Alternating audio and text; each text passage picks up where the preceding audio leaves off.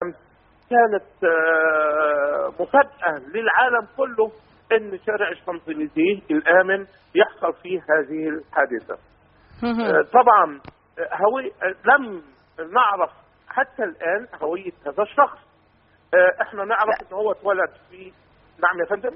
هناك معلومات سلم المشتبه به الثاني في حادث إطلاق النار الذي وقع بالأمس، سلم نفسه للسلطات، ويعني هناك معلومات خاصة بمن قام بهذا الحادث. داعش أعلنت المسؤولية على سبيل المثال. يعني هو لسه الهوية يعني من أي بلد لسه ما قالوش، لكن هم قالوا ان هو اتولد في مدينة سان-دوني. مدينة سان-دوني دي او محافظة سان-دوني اكبر محافظة في فرنسا، بيبقى فيها يعني نسبة كبيرة جدا جدا من العرب والمسلمين. وهو دخل السجن من 15 سنة وطلع بعد 12 سنة.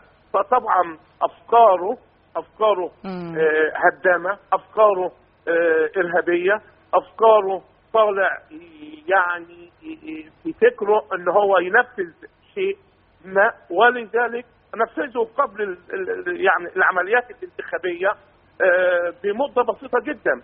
وكل مرشح الان بينتهز هذه الفرصه لكي يستثمرها بشأن حملته الانتخابية. هناك يعني أهم ثلاثة في الاستحقاق الرئاسي توقفوا في نشاطهم الانتخابي قبل الصمت الانتخابي.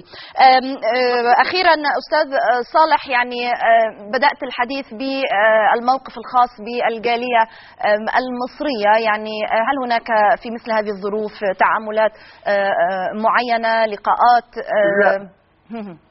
لا، الجالية المصرية جالية بخير، جالية آمنة، جالية محترمة جدا جدا في الوسط الفرنسي. اطمنت عليهم، وكل العالم يعني الحمد لله يعلم